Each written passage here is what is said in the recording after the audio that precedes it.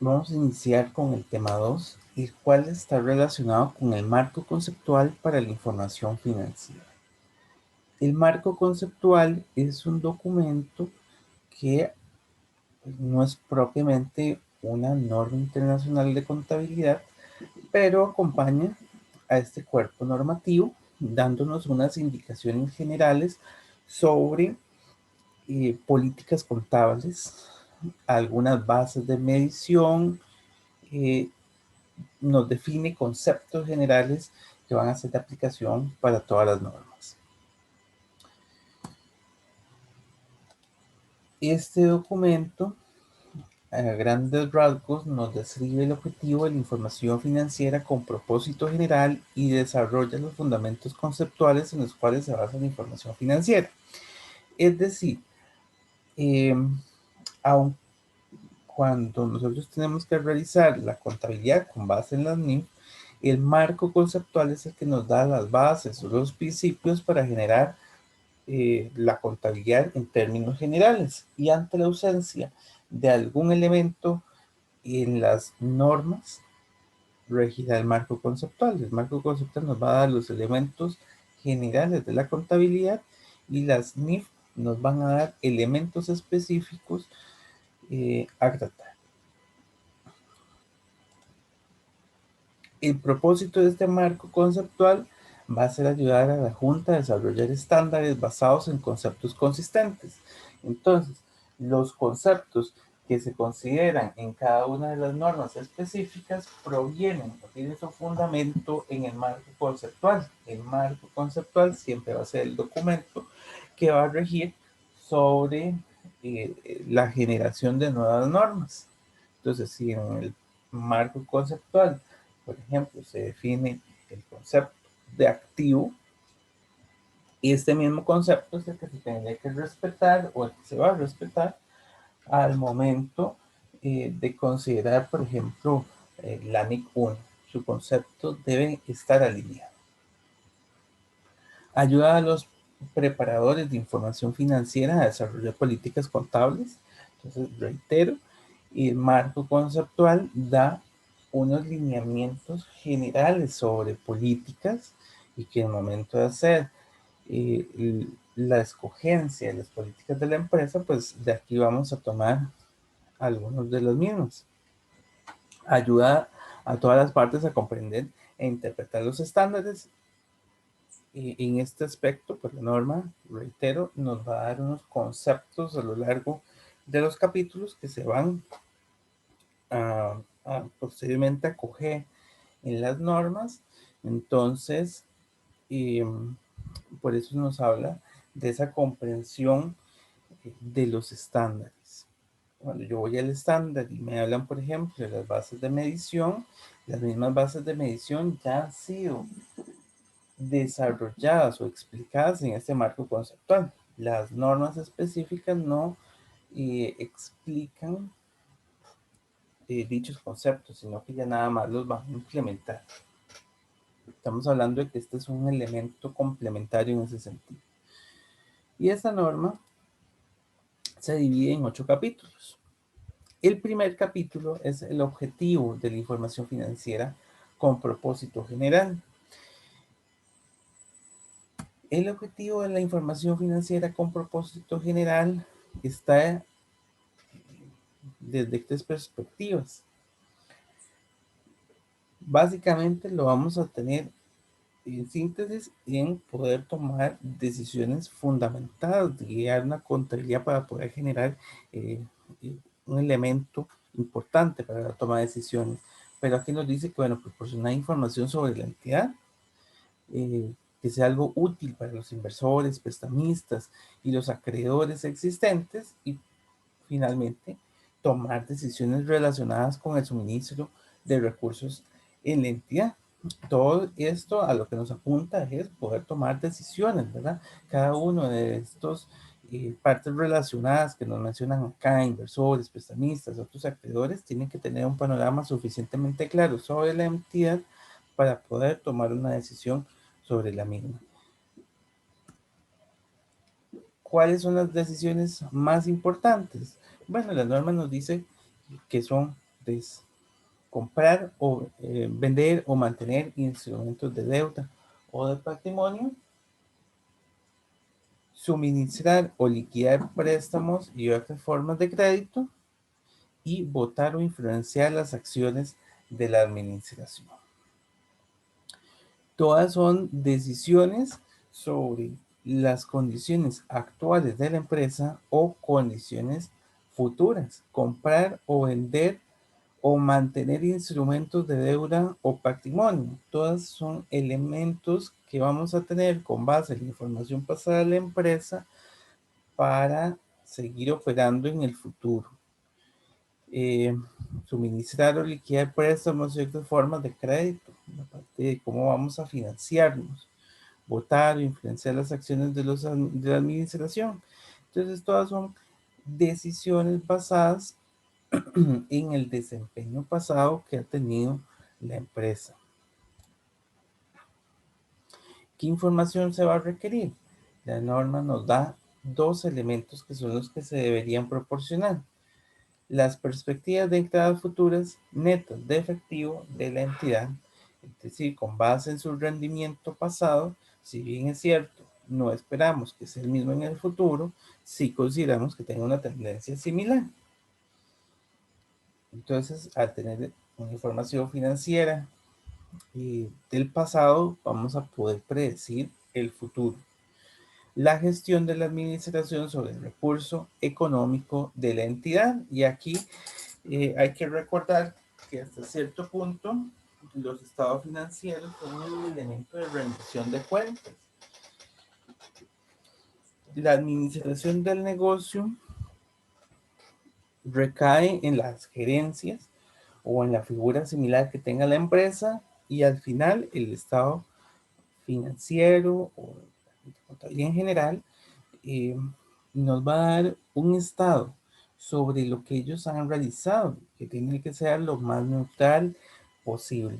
Entonces, al final de cuentas, se va a convertir en un elemento más de su rendición de cuentas para cierto periodo. Tanto es así que algunas empresas en su informe de final de año incluyen los estados financieros. Por otra parte, para poder realizar eh, ese proceso de toma de decisiones que requiere o que evalúa esta información, se requiere de dos elementos: conocer los recursos económicos de la entidad, las reclamaciones contra la entidad y los cambios en esos recursos y reclamaciones, es decir, un estado actual de la empresa.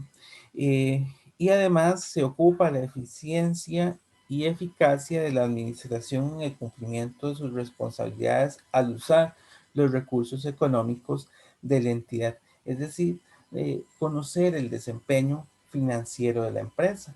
Entonces está aquí perdón, en este caso es el marco conceptual. Nos está hablando de dos conceptos que se van a tomar posteriormente el ANIC 1, que sería el estado de situación financiera y el estado de flujos de resultado integral. Por un lado, tendríamos el estado de situación financiera para poder conocer los recursos económicos de la entidad, activos, pasivos y patrimonio. Va a dar un panorama actual del negocio. Y por otro lado, la eficiencia y eficacia en la administración del cumplimiento de las responsabilidades nos lo estaría dando un estado de resultados, donde vamos a conocer cuántos fueron los ingresos, los gastos de la entidad y si tuvo pérdida o ganancia. Y finalmente, bueno, hace un momento en las primeras diapositivas de este capítulo vi que había unos usuarios de la información financiera. El grupo completo de usuarios sería este: inversores, instituciones de crédito, empresas, gerentes, acreedores existentes y potenciales, agencias de rating, organizaciones gubernamentales. Estamos hablando de dos paquetes básicamente que estamos mezclando acá. usuarios internos y usuarios externos de la empresa. Estamos con personas que están propiamente relacionados como los gerentes y estamos hablando de, por ejemplo, el Ministerio de Hacienda. Dos figuras completamente diferentes, pero que van a requerir información de la empresa. Por eso hablamos de que la información que se genera es información financiera de propósito general. Es una información financiera que debe o suple las necesidades de cualquier usuario estándar de los estados financieros y debe, por tanto, ser autocomprensible. Ya vamos a ver en el siguiente capítulo las características de la información financiera, pero todo lo que nos está solicitando el marco y que posiblemente va a estar tomado en las diferentes NIF tiene su fundamento en que cualquier persona, independiente de si es un funcionario de la empresa o si es un externo, tenga la capacidad de entender la situación de la empresa. Es decir, que tenga un panorama lo suficientemente claro sobre lo que está sucediendo y poder, por supuesto, cumplir el objetivo, que es ayudarlo en la toma de decisiones. ¿Cuáles son características que debe tener entonces la información financiera? En este caso, el marco nos dice que para que sea información financiera útil, hay dos grupos. El primero son características cualitativas fundamentales. Hay dos características fundamentales y son las que vemos acá. Una es la relevancia y la otra la presentación fiel. La relevancia tiene que ver con la capacidad de hacer una diferencia en la toma de decisiones para los usuarios. Es decir, que es relevante si va a permitirme influenciar la toma de decisiones. Si no me favorece, no me permite tomar decisiones, no es relevante. Tiene un carácter predictivo, que lo mencionaba en el capítulo 1, que es la posibilidad de, con base en la situación actual y situación pasada de la empresa, pues ir conociendo o tener una perspectiva del que debería ser más o menos el comportamiento del futuro, porque al final de cuentas tampoco vamos a ser eh, precisos sobre cuál va a ser el comportamiento futuro, pero con base en el pasado y en lo actual deberíamos tener un conocimiento de por dónde va caminando la empresa. Y un valor confirmatorio, es decir, que nos permite tener cierta certeza sobre la situación actual. Y por otra parte tenemos la presentación fiel. Al final de cuentas, la contabilidad tiene que ser el reflejo de todo lo que está sucediendo en la empresa. Entonces, tiene que ser una información, como nos dice acá, completa, es decir, que tome los elementos más importantes de la institución. Debe ser neutral en el sentido de que permita a cualquier tomador de decisiones tener un panorama claro sobre la empresa sin influir sobre alguna vía en el proceso de toma de decisiones y que sea libre de error. En la medida de lo posible, los estados financieros, bueno, sabemos que es posible que al final los estados van a ser, la contabilidad en general, personas pueden perfectamente equivocarse, pero van a tener elementos de control, como lo son, bueno, tanto a nivel interno como externo, para la eliminación de la mayoría de errores que se pudiera cometer. A nivel interno, van a haber elementos de supervisión, eh, o deberían haber elementos de supervisión de manera tal que la contabilidad no la haga una persona y esa misma persona sea la que se revise, sino que lo haga una persona y ella otra persona que revise aquella contabilidad. Y por otra parte, también habrán elementos externos como lo que es una auditoría para que revisen aquella contabilidad si está de acuerdo con las normas correspondientes, con el marco de referencia.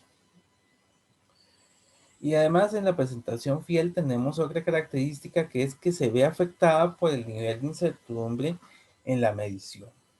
A veces hay transacciones que uno no tiene suficiente certeza, sino que es una proyección, una estimación sobre un suceso futuro. Y eso, pues tal vez no nos da una información suficientemente clara porque al final no conocemos cuál es aquel desenlace. Sí hay que incluirlo para tener el panorama claro, como es por ejemplo eh, una demanda en la que uno no tiene certeza si va a ganar o va a perder, pero sí la vamos a incluir porque nos da un panorama claro sobre la situación actual de la empresa. Pero por supuesto tiene siempre la incertidumbre que no sabemos si se va a ganar o se va a perder aquel juicio y por cuánto monto y en qué momento va a generarse. Continuando, tendríamos las características cualitativas de mejora, las cuales son 4 características: comparabilidad, verificabilidad, oportunidad y comprensibilidad.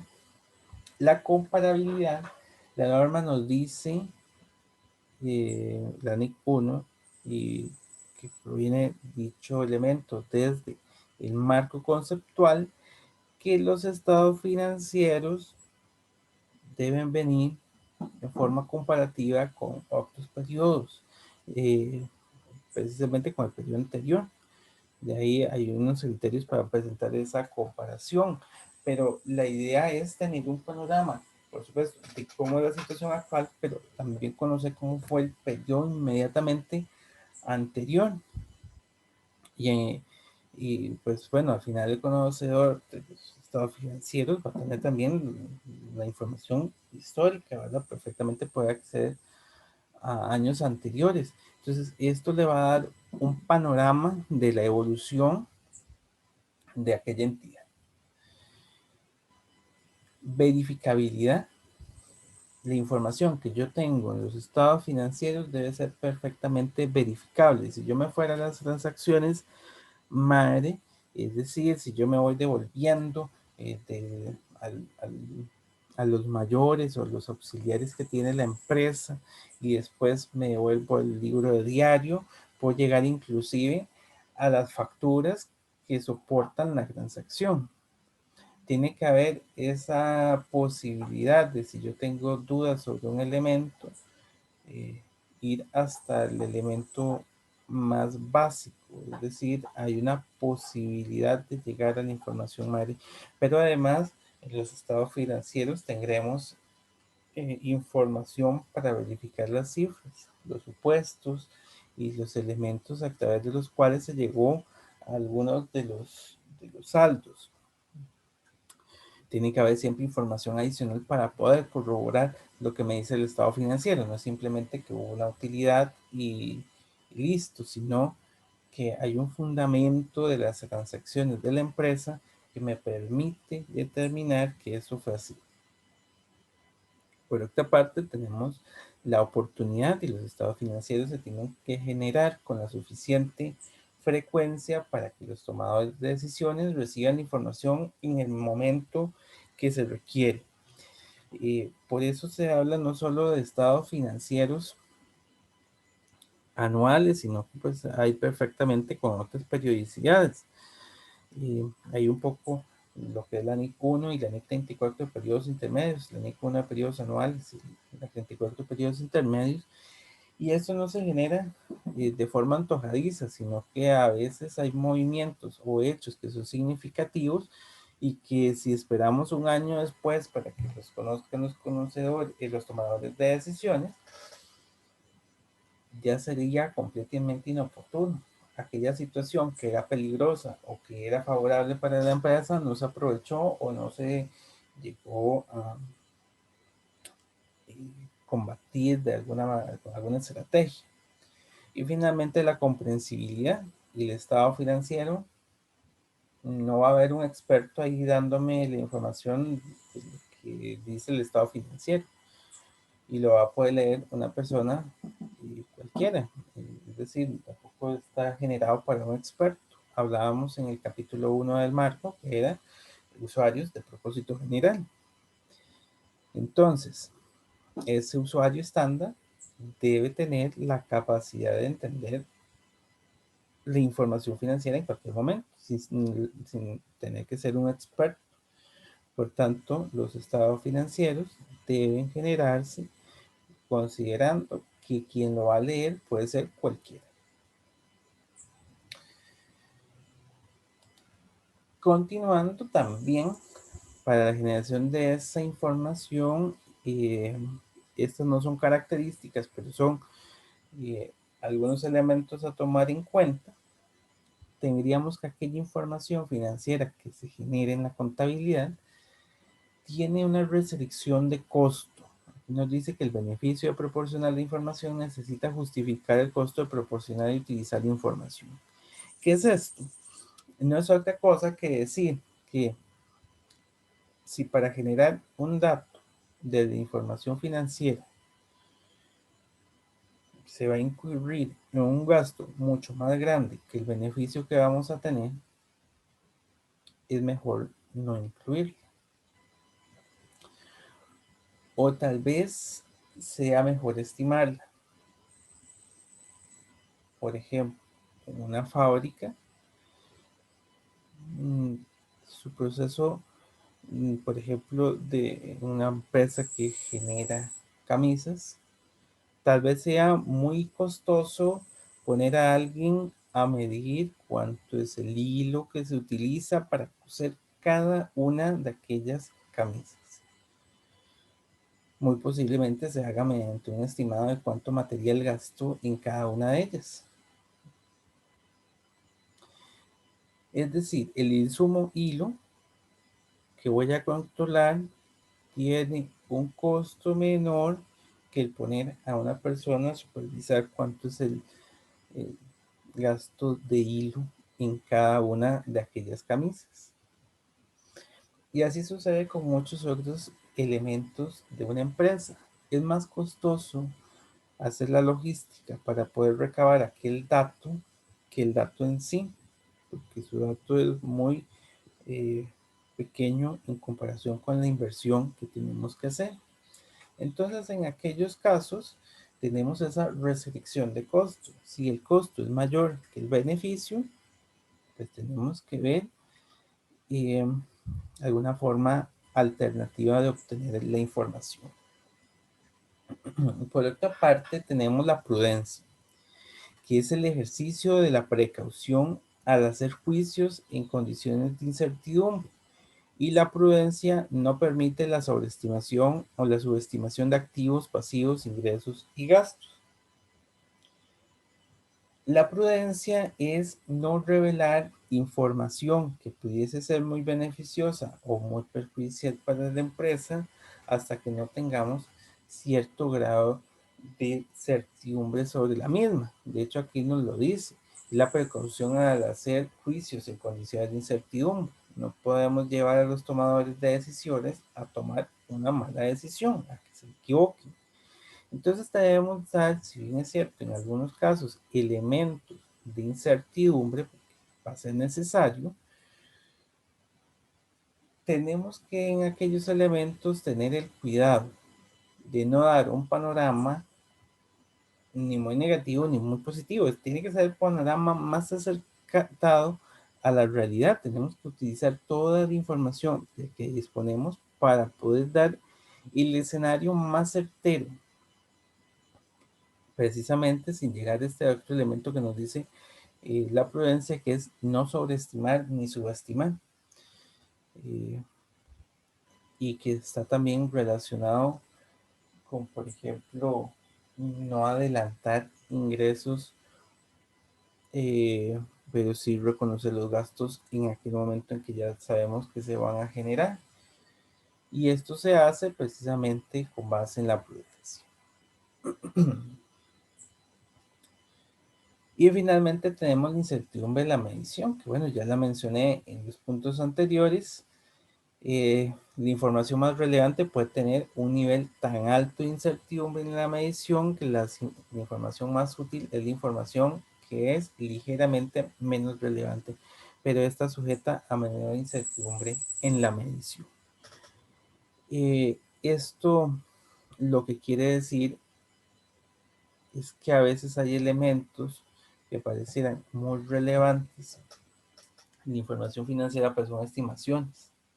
Entonces, ante elementos de esta índole, aquellos que sí son certeros son los que van a tener el mayor peso para el tomador de decisiones. Y esto hay que revelarlo en las notas. ¿Qué elementos son proyecciones que tienen incertidumbre y cuáles sí son elementos certeros? Eso es un poco de lo que tenemos que incluir en nuestras políticas, porque la incertidumbre pues nos lleva a un grado de proyección sobre el futuro, no es algo que precisamente se vaya a generar de tal forma. Entonces hay que tener ese cuidado. Pasamos al capítulo 3, estados financieros y la entidad que informa. Y aquí en este capítulo se nos van a explicar dos conceptos que vamos a tener a lo largo de documentos, y es quién es la entidad que informa. La entidad que informa es una entidad que de forma obligatoria o de forma voluntaria ha decidido presentar estados financieros. Aquí nos dice que una entidad que requiere o elige, entonces tiene o de forma obligatoria o de forma voluntaria la preparación de estados financieros, que puede ser una entidad o una parte de una entidad o puede comprender más de una entidad. Entonces, bueno, eh, la entidad que informa, de grosso modo, va a ser esa empresa que presenta estados financieros, pero hay varias formas de tener una empresa. Puede ser que sea perfectamente una empresa formal en el sentido de que hay una estructura jerárquica y todo lo demás, o puede ser una persona física también. Entonces, por ahí lo podríamos tener. También se da el caso de que puede existir una empresa que tiene subsidiarias y de subsidiarias se aplican las NIF, pero la empresa matriz no. Entonces, por ahí puede ser que hayan algunas, ¿verdad? Que es lo que nos dice aquí, puede ser una parte de una entidad, puede ser más de una entidad, puede ser entonces tal vez una subsidiaria en una empresa la que presenta aquella información. Y los estados financieros, que es ya propiamente lo que se presenta, que es un informe. Un informe sobre la empresa, que ya vimos que podría ser de dos tipos, sobre la situación actual o sobre su rendimiento. Y aquí vemos que una entidad informa, perdón, los estados financieros son una forma de informe financiero que brinda información sobre activo, pasivo, patrimonio, ingresos y gastos de la entidad que informa. Entonces, al final es un eh, informe, valga la redundancia, sobre aquella empresa y que va a tener varias particularidades que vamos a ir viendo. Van a haber varios tipos de informe muy relacionados con el tipo de empresa que está presentando. Tenemos estados financieros consolidados, que es un poco el ejemplo que mencionaba ahorita, que yo tengo una empresa que tiene subsidiarias. Entonces, si bien la casa matriz está, ¿sí?, en Estados Unidos, puede ser que hay una subsidiaria en Centroamérica. Entonces, cuando la casa matriz de Estados Unidos va a presentar la información financiera, va a obtener también la información financiera de la subsidiaria y decir, bueno, este es nuestro panorama general, que son estados financieros consolidados, que suministra información sobre activo, pasivo, patrimonio, ingresos y gastos, tanto de la matriz como de la subsidiaria, como una única eh, entidad que informa, porque al final el resultado de aquella subsidiaria pertenece a la casa matriz.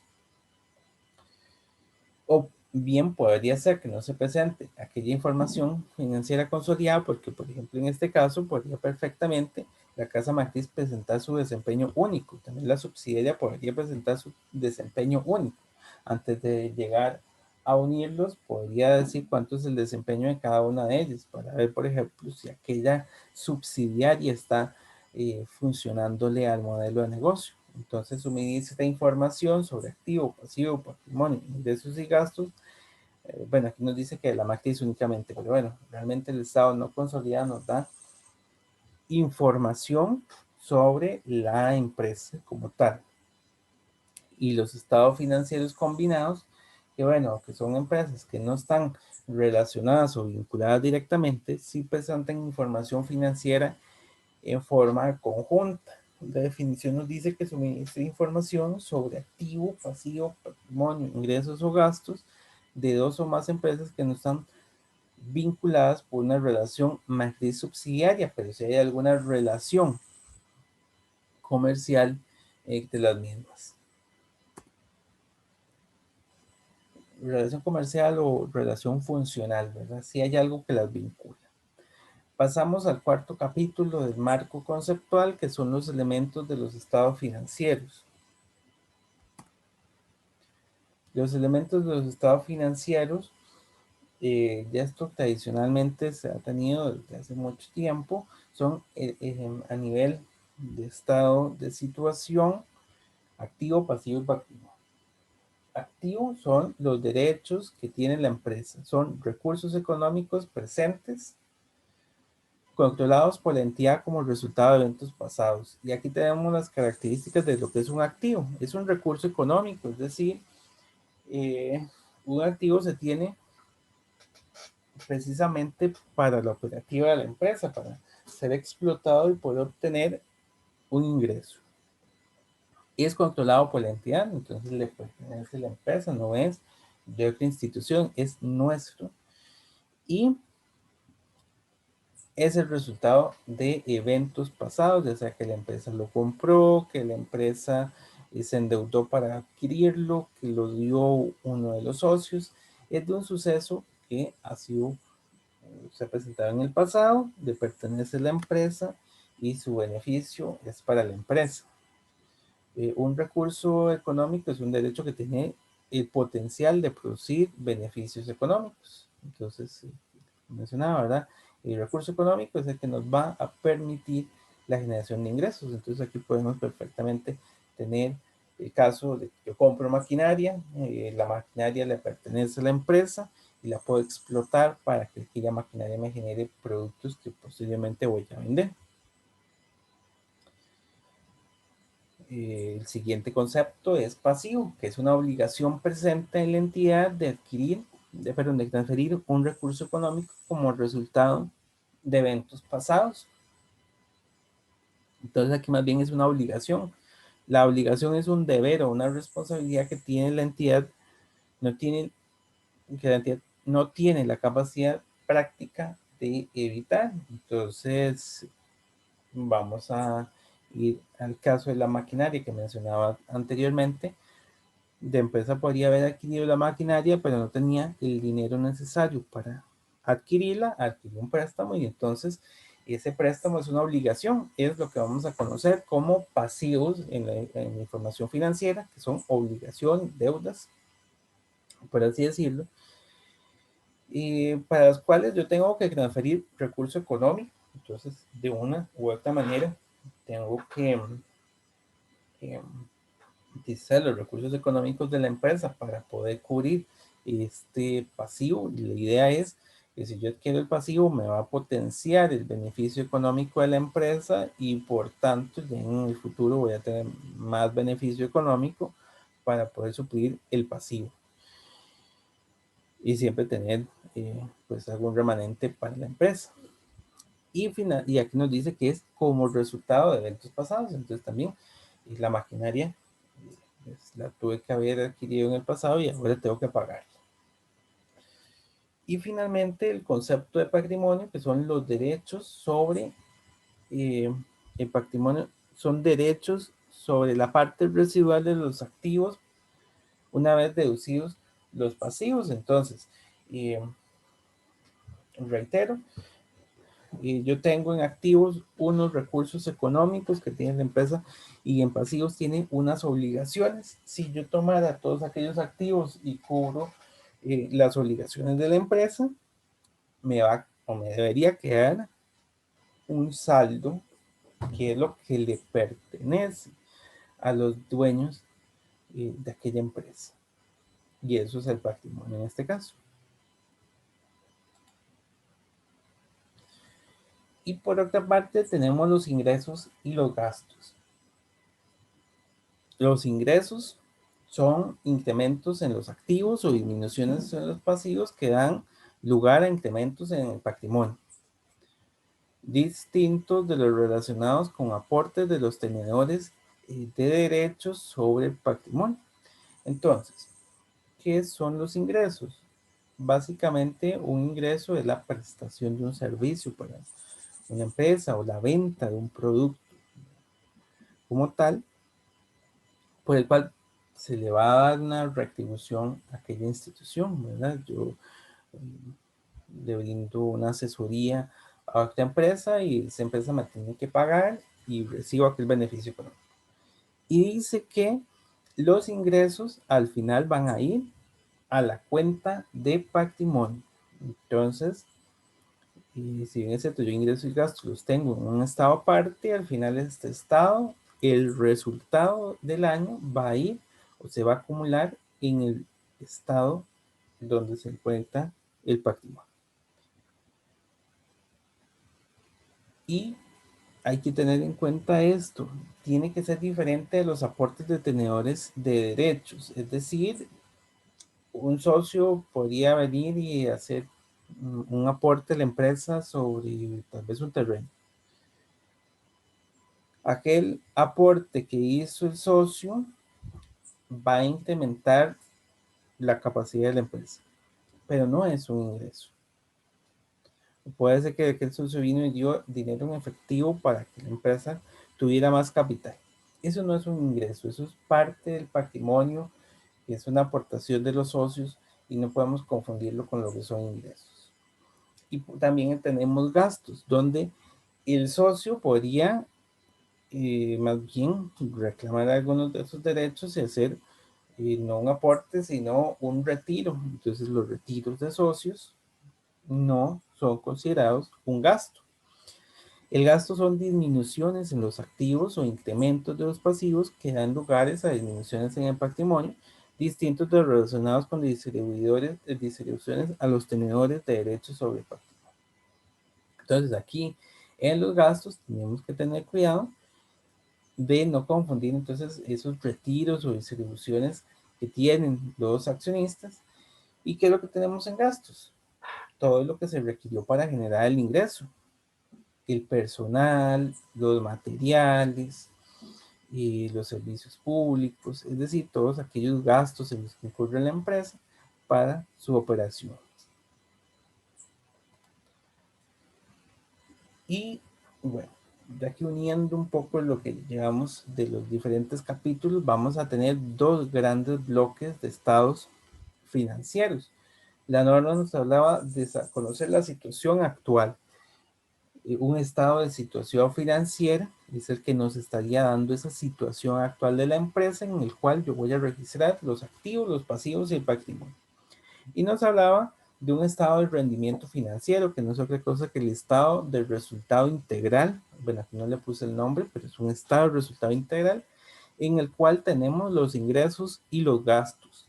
Y producto de la última filmina vimos que los ingresos menos los gastos nos va a dar un resultado del periodo que voy a llevar al patrimonio.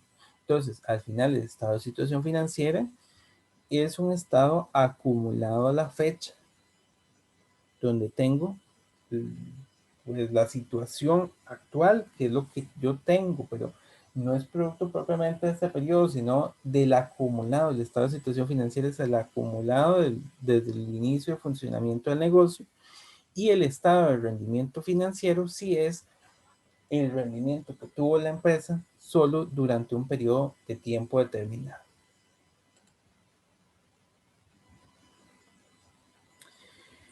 Y esa información financiera se tiene que hacer bajo ciertas hipótesis. Una de esas es la hipótesis de negocio en marcha.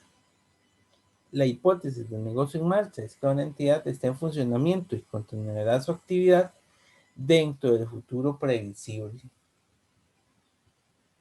La entidad no tiene la incertidumbre ni la necesidad de liquidar o recortar de forma importante la escala de sus operaciones. ¿Qué nos quiere decir esto? Que cuando yo hago los estados financieros y es bajo el supuesto de que la empresa opera hoy, va a operar mañana y seguirá operando por algunos años. No estoy haciendo el negocio para que el día de mañana yo lo venda, sino para que opere a lo largo del tiempo. Y básicamente ahí tendríamos la hipótesis de negocio en marcha y que se ve reflejado en que yo voy teniendo la información acumulativa del negocio. Ya, él ha venido operando y va a seguir operando. Y en aquellos casos en los que la información nos indica que el negocio pues se va a liquidar, los dueños tienen la idea de ya no continuar con aquella empresa, yo tengo que revelar la información. Eso es lo que nos dice la hipótesis en marcha. Si el negocio va a seguir funcionando, pues bueno, lo normal es el supuesto fundamental con el que se genera la información, pero si se fuera a liquidar, tengo que informarlo. Y también, y esto lo mencioné cuando vimos lo de prudencia, hace algunas filminas, hay un elemento de acumulación o de vengo. Y yo mencionaba que no vamos a considerar la anticipación o bien la subestimación de alguna partida.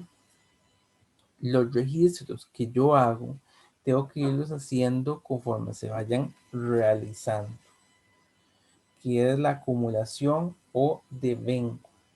Si ese proceso que incluye en algunas partidas, estimaciones o supuestos, sí voy generando información, como nos dice aquí, informar en los periodos en que los efectos tienen lugar. Entonces, por ejemplo, yo voy a registrar las ventas cuando yo efectivamente vendí. Yo voy, realizo la venta con un cliente y registro en ese momento la venta.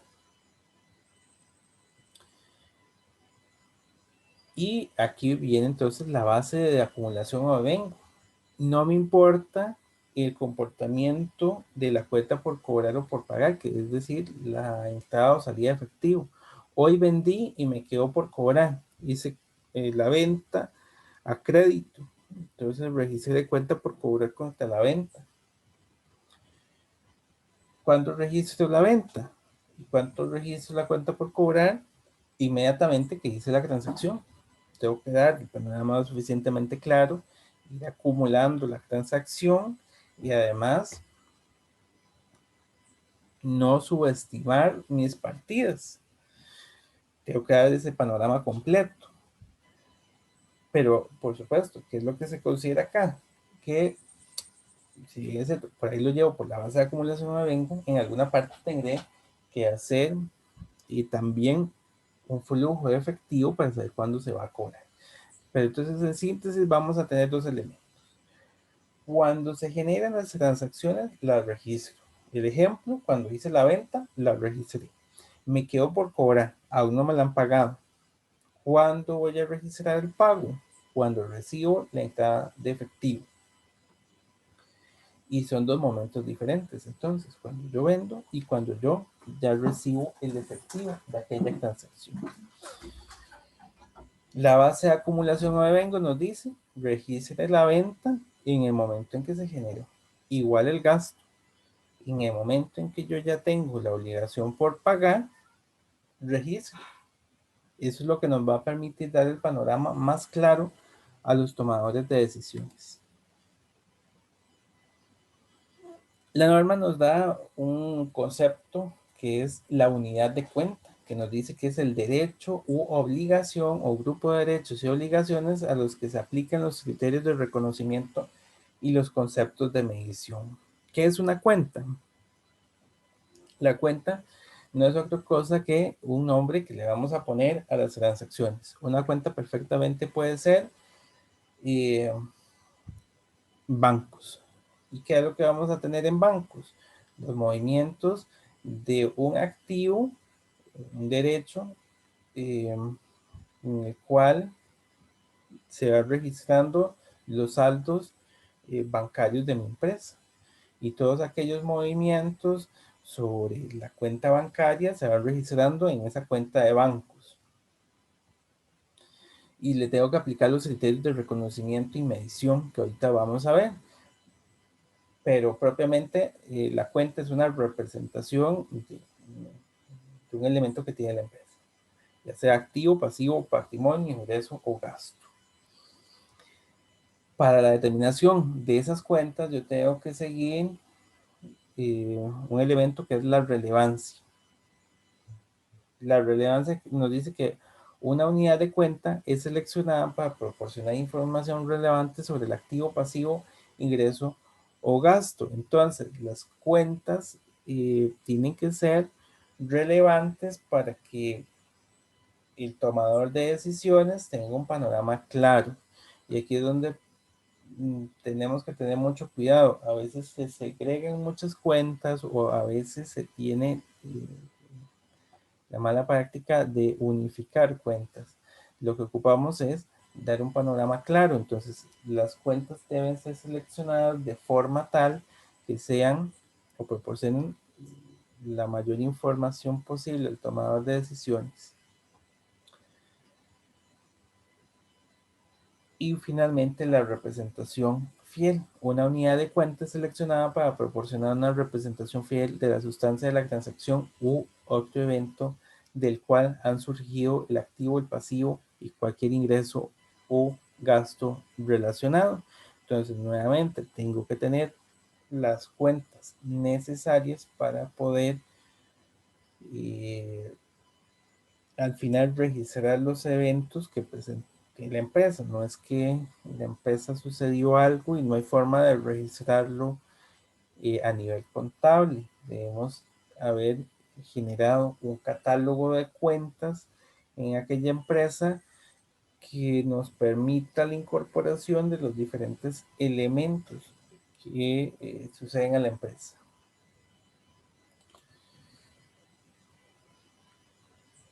Hay otro concepto en este capítulo que nos habla la norma, que es un contrato pendiente, un contrato que está actualmente sin ejecutar, que establece un único activo pasivo por derecho y la obligación combinados para intercambiar recursos económicos. Es decir, es un contrato que aún no se ha ejecutado y que nos va a generar la obligación o el derecho, un ingreso o un gasto. Y aquí hay que tener cuidado por lo que, y me voy a devolver, teníamos aquí en la base de acumulación o de vengo. Si yo ya tengo aquí aquel derecho u obligación, lo voy a registrar como una cuenta por cobrar o una cuenta por pagar. Si aún no se ha llegado a generar, aún no debería registrarlo ni como ingreso ni como gasto. Hay que tener cuidado con eso. En el momento en que yo ya tengo el derecho o tengo la obligación, los voy a tener en las cuentas de activo y pasivo y su contraparte de ingreso o gasto. Caso contrario, pues son contratos que tal vez podríamos incluir en las notas de los estados financieros, pero que aún no tienen una repercusión directa sobre los registros.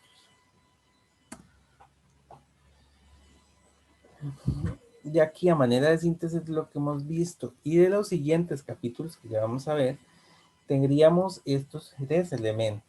Cuando yo tengo aquellas cuentas contables, les voy a tener que dar un reconocimiento, que es la inclusión de una partida que cumple con la definición de uno de los elementos de estados financieros, que son los que vimos hace un rato. Si yo cumplo con la definición de activo, que era un beneficio económico controlado y que era producto de sucesos del pasado, Entonces lo voy a reconocer. Cuando lo doy de baja, lo voy a eliminar cuando ya no cumple aquellas condiciones. Bueno, ahorita lo vamos a ver. Aquí nos dice que la baja en cuentas es la eliminación de un activo, un pasivo reconocido en los estados financieros. Entonces, en algún momento lo voy a incluir y esa cuenta tal vez no va a estar con nosotros para toda la vida, sino que va a estar mientras que cumple los criterios de reconocimiento y ya finalmente se llega a dar de baja. Y lo más importante, ¿por cuánto lo voy a reconocer? La medición.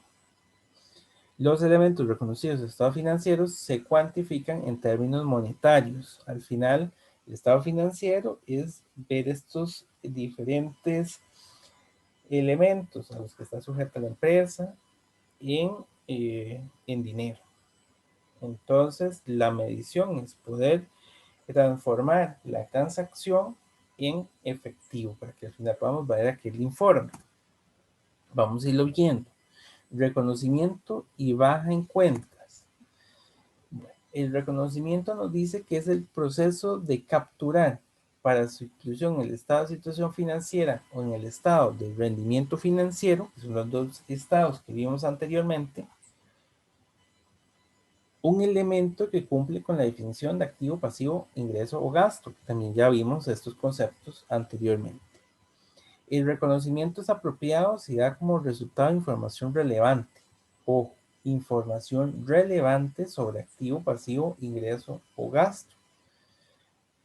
Y ese elemento de relevancia que tenía que ver con si afectaba o no la toma de decisiones, aquí nuevamente lo tenemos. Se reconoce si es relevante. Debe brindar una representación fiel de esos elementos, debido a que el objetivo es proporcionar información que sea útil para los inversores, prestamistas y otros acreedores.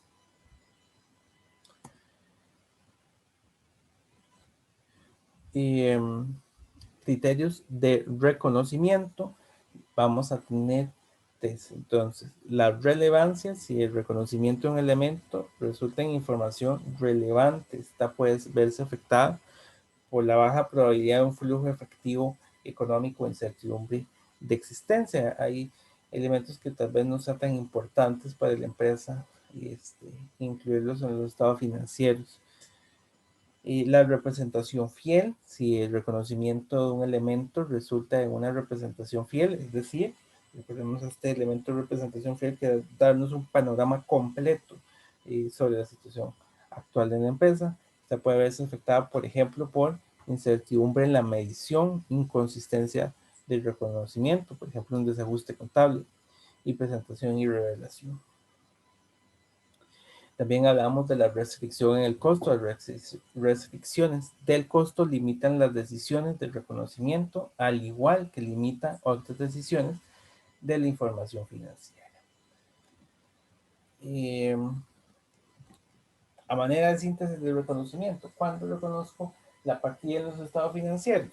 Cuando esta es relevante para el tomador de decisiones, cuando nos va a permitir dar un panorama suficientemente claro, es decir, que cumple con la representación fiel, cuando la obtención de aquella información no nos lleva a tener un beneficio menor al costo de tener información, y por supuesto cuando cumple con las definiciones que el marco conceptual ya nos ha definido de activo, pasivo, eh, patrimonio, ingreso y gasto.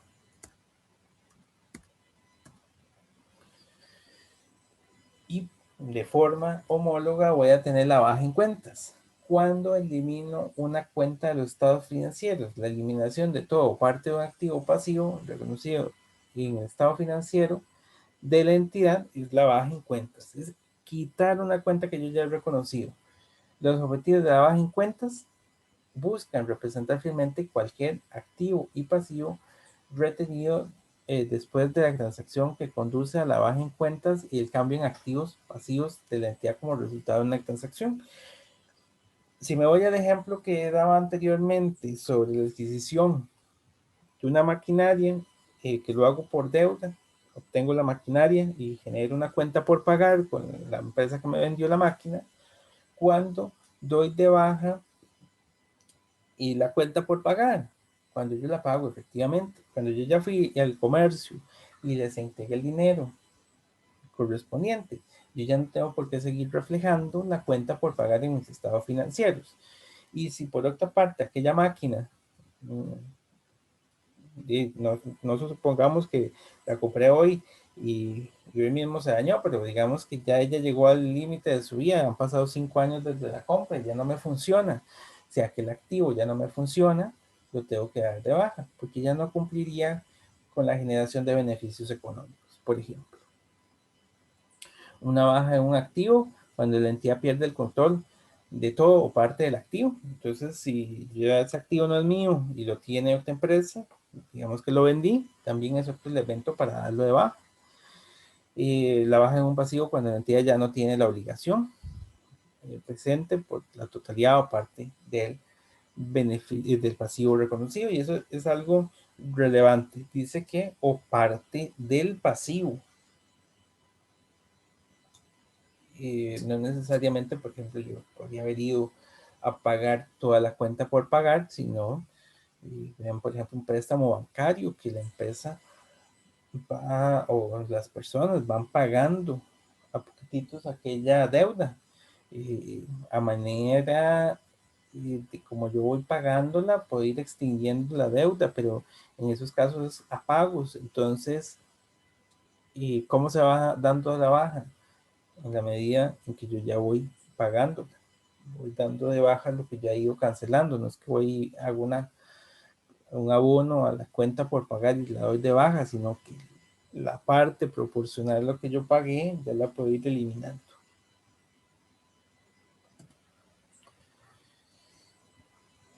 Y la medición por cuánto, monto económico. Hay varias bases de medición. Aquí hay un diagrama de cómo serían estas bases de medición. Las bases de medición son el costo histórico o el valor corriente. El valor histórico, el costo histórico, bueno, ya lo vamos a ver, pero si yo voy y hago una compra, me dan una factura y ese monto que está en la factura es, digamos, es el monto por el que yo hice la transacción. En el valor corriente no necesariamente tengo un documento que me respalde, que esto sucede en muchos de los elementos de la empresa. Tengo el valor razonable, valor en uso, valor en cumplimiento y costo corriente, los cuales son valores o investigados al momento de hacer la medición, es decir, no tengo un documento de respaldo, sino que podría ir al mercado a determinar cuánto es lo que vale aquella transacción que yo tengo, aquel activo, por ejemplo, o hago una estimación. Vamos a ver cada uno de ellos. Costo histórico es el precio de la transacción o acto de evento que dio origen al elemento que está siendo medido. Este es el más sencillo porque yo tengo un documento que me dice cuánto vale aquello. Entonces es muy sencillo. Yo pagué un monto o cobré un monto, ¿verdad? Hay una transacción que respalda aquel valor. El valor razonable, por otra parte, es un valor de mercado. Nos dice que es el precio que se recibiría por vender un activo o que se pagaría por transferir un pasivo en una transacción ordenada entre participantes del mercado en la fecha de medición. Entonces, el valor razonable no es otra cosa que el valor de mercado en una fecha establecida. Si yo hoy eh, voy a hacer la medición de un activo, por ejemplo, tengo una computadora hoy y el valor razonable no necesariamente va a ser el valor histórico. Yo lo compré un valor y hoy en el mercado tiene un valor diferente. Ese valor actual es el valor razonable, que me lo puede dar un perito, me lo puede dar un vendedor, ¿verdad? Hay varias formas de obtenerlo. De hecho, hay una norma específica que nos permite la determinación de esos valores razonables, pero el valor razonable es eso, es una medición del dinero que se recibiría si yo vendo o pago en ese momento. El valor en uso y que también, bueno, el valor de cumplimiento, los dos juntos, realmente el valor en uso y el valor de cumplimiento tienen el mismo fundamento. Valor en uso para un activo y valor de cumplimiento para un pasivo refleja las expectativas actuales de una entidad específica sobre el importe, el calendario y la incertidumbre de los flujos de efectivo futuros. ¿Qué es lo que nos dice esto? Bueno, el valor en uso o el valor en cumplimiento es los flujos de efectivo relacionados con la transacción a lo largo del tiempo descontados hoy. Por ejemplo, para el caso del valor de cumplimiento que está relacionado con un pasivo, es hacer una proyección de cuánto es lo que yo tendría que pagar por aquella deuda. No sé, si es una deuda a 5 años, hago mi flujo para 5 años y lo descuento para saber cuánto es lo que representa aquella deuda hoy. En el caso de un activo, el activo me va a generar beneficios económicos. Hago la proyección de los beneficios económicos que voy a recibir de aquel activo. Nuevamente, para un periodo de 5 años. ¿Y qué es lo que ocupo?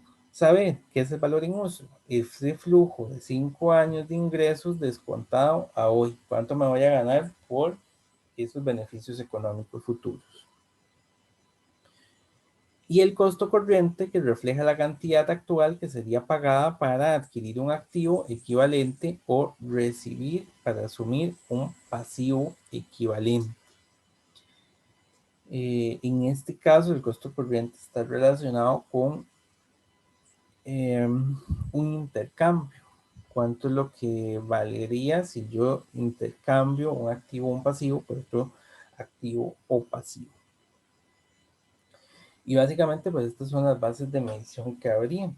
Ahí hay que ver cuál transacción eh, es la que recibimos y cuál es la mejor medición para esto. Estas son políticas que la empresa tiene que adquirir para cada una de sus cuentas. Es decir, para X cuenta se mide de esta forma.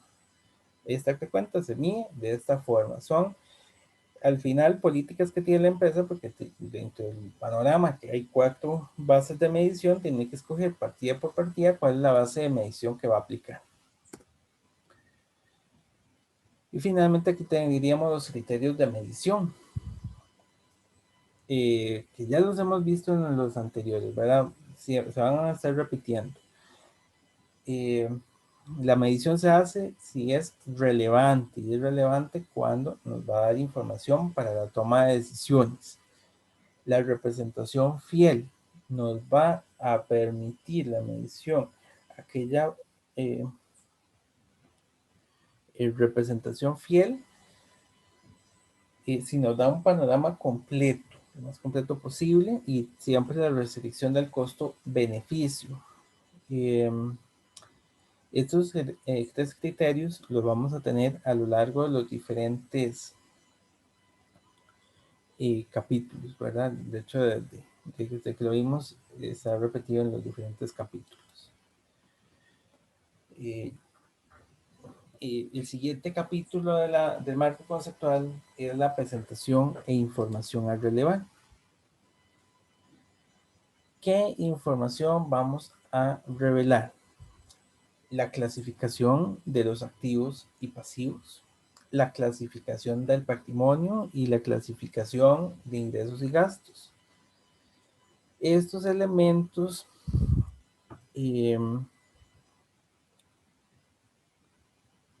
tienen diferentes subpartidas, como ya hemos visto, ¿verdad? Un activo puede tener muchas cuentas. Tenemos que, para cada una de ellas, revelar información específica. Lo mismo sucede con pasivo, con patrimonio, con ingreso, con gasto, y además de que estas cuentas están relacionadas con estados financieros específicos, con elementos de medición, de reconocimiento y de baja de cuentas que la empresa ha asumido. Y para cada una de estas cuentas tenemos que tener en cuenta, de la redundancia, estos dos conceptos que nos dice la norma. Las cuentas podrían ser compensadas o agregadas, y esto hay que tener mucho cuidado, porque va a darle un panorama más completo o menos completo al tomador de decisiones. La compensación es cuando una entidad reconoce y mide un activo y un pasivo como dos unidades de cuentas separadas, pero las agrupa en el estado de situación financiera para un importe neto único. La compensación clasifica partidas diferentes juntas y por tanto generalmente no es apropiada. ¿Qué es esto? Para un mismo proveedor, por ejemplo, yo le tengo cuentas por cobrar y cuentas por pagar y deberíamos presentarlo como cuentas aparte. Si bien es cierto, yo tengo con aquel proveedor una cuenta por pagar y también tengo una cuenta por cobrar, no podríamos considerar que la persona como tal tiene el neto de las dos, porque corresponden a flujos diferentes, a tiempos de recuperación diferentes. Puede hacer que mi cuenta por cobrar es a 20 días y la cuenta por pagar es a 30. Y tenemos que dar todo el panorama más certero para la empresa, para el tomador de decisiones. Entonces, que yo presente las dos cuentas como una sola no da el panorama más completo. Y la agregación es más bien la separación de cuentas. La agregación es la adición conjunta de activos, pasivos, patrimonio, ingresos o gastos que tienen características compartidas, están incluidos en la misma clasificación. La agregación hace la información más útil resumiendo un gran volumen de detalle. Entonces, en un estado financiero podríamos ver una cuenta que se llama propiedad, planta y equipo. Y propiedad, planta y equipo combina todos los activos fijos de la empresa.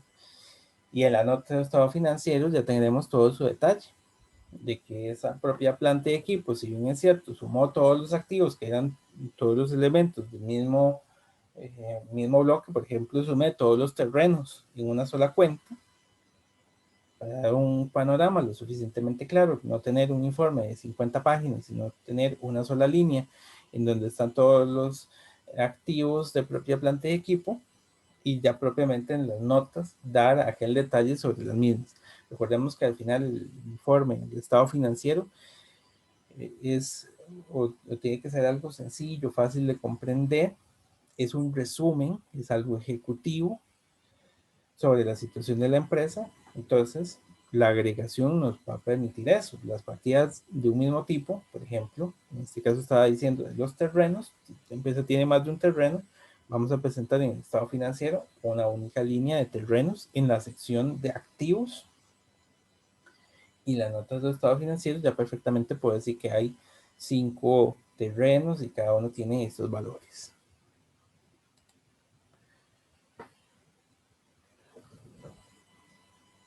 Y la norma nos habla del estado de resultado del periodo, que ya nos lo había dicho como un estado de rendimiento. Y aquí yo propiamente, bueno, de hecho, nos lo dice la norma que sí, es la parte que corresponde al rendimiento, es la principal fuente de información sobre el rendimiento, desempeño financiero de una entidad para el periodo sobre el que se informe. El estado de situación financiera incluye un total o subtotal del estado del resultado, y en principio todos los ingresos y gastos se clasifican e incluyen el estado de resultados. Pero además el estado de resultados está incorporado por el otro resultado integral, que es o un estado aparte que acompañe el estado de resultados, que sean dos estados, o es la parte final del estado de resultado integral, donde vamos a presentar ciertas situaciones especiales que se hayan presentado. Son circunstancias excepcionales de ingresos y gastos que tenemos que incluir para dar aquel panorama más completo, pero que no esperamos que siempre se den o que se den en esta forma. El Consejo puede decidir excluir los estados de resultados, los ingresos y gastos que surgen de un cambio en el valor corriente de un activo o un pasivo, e incluir esos ingresos y gastos en el otro resultado integral. Son situaciones, esta situación que está particularmente incluida acá, no es propiamente de la operativa de la empresa, es una situación que sale de su operación normal, que es parte de su, o que al final pues, va a recibir aquel derecho, porque ese cambio en el valor de sus activos o pasivos pues, va a ser o beneficioso o perjudicial para la empresa, una ganancia o una pérdida, que no esperemos que siempre suceda de esa forma, ¿verdad? Al final es un comportamiento impredecible, pero no es propiamente producto de su operativa, ¿verdad? Es una situación que la empresa tuvo derecho, pero sobre el que no tuvo control como tal, ¿verdad? Se generó por condiciones externas de mercado, en este caso particular, por ejemplo. Y esos son elementos que se van a presentar en el otro resultado integral, que son otros ingresos y gastos a los cuales va a tener derecho u obligación de empresa que no están directamente relacionados con su operación, en este caso, por ejemplo, y que son excepcionales. Se puede tomar la decisión de este tipo cuando al hacerlo el estado del resultado integral proporciona información más relevante o una representación más fiel. Entonces siempre seguimos sobre ese criterio de relevancia y representación fiel. El otro resultado integral nos dará un resultado más completo sobre la situación que tuvo la empresa, sobre ese rendimiento. Y ya finalmente en el capítulo 8 se nos habla de los conceptos de capital y mantenimiento de capital. El capital entendido como aquella inversión que han hecho los socios. La norma nos dice que, bueno, primero tenemos el mantenimiento del capital, el capital financiero y el capital físico, nos dice la norma. Hay dos tipos de capital. El capital financiero entendido como dinero. Ahí lo tenemos, dinero invertido como activo neto o patrimonio neto. Y el mantenimiento físico como la capacidad productiva de la empresa. Relacionados los dos, por supuesto, pero son dos elementos diferentes, ¿verdad? Uno nos estamos refiriendo propiamente a dinero y el otro nos estamos refiriendo a la capacidad que tiene la empresa. Y ese mantenimiento del capital financiero nos va a decir para un tomador de decisiones finales, que digamos fuese un inversor o un prospecto de inversor, o yo estoy evaluando, digamos, ese desempeño para el inversor, va a tener una ganancia. Solo si el importe financiero de los activos netos al final del periodo excede el importe financiero de los activos al inicio del periodo. Y ojo, los activos netos, que era activo menos pasivo, es decir, si el patrimonio al inicio del periodo es menor que el patrimonio al final del periodo, significa que tuve ganancia, que tiene todo el sentido, porque al final la ganancia o pérdida del estado de situación financiera se iba a acumular en la cuenta de patrimonio. Entonces, para que esta cuenta de patrimonio aumente, es porque la empresa tuvo una ganancia. Y el mantenimiento del capital físico, que se obtiene una ganancia si la capacidad productiva al final del periodo excede la capacidad productiva al final del, perdón, al principio del periodo. Que bueno, aquí ya estamos desde un elemento un poco diferente, ¿verdad? Aquí no estamos medidos propiamente en efectivo, sino bajo el supuesto de que, bueno, yo podría hacer la inversión para que la planta tenga cada vez más capacidad. Si bien es cierto, ahorita tal vez no está generando todo el dinero, si tengo una infraestructura más robusta para poder operar. Y con esto concluiríamos el marco conceptual de la información financiera. Muchas gracias.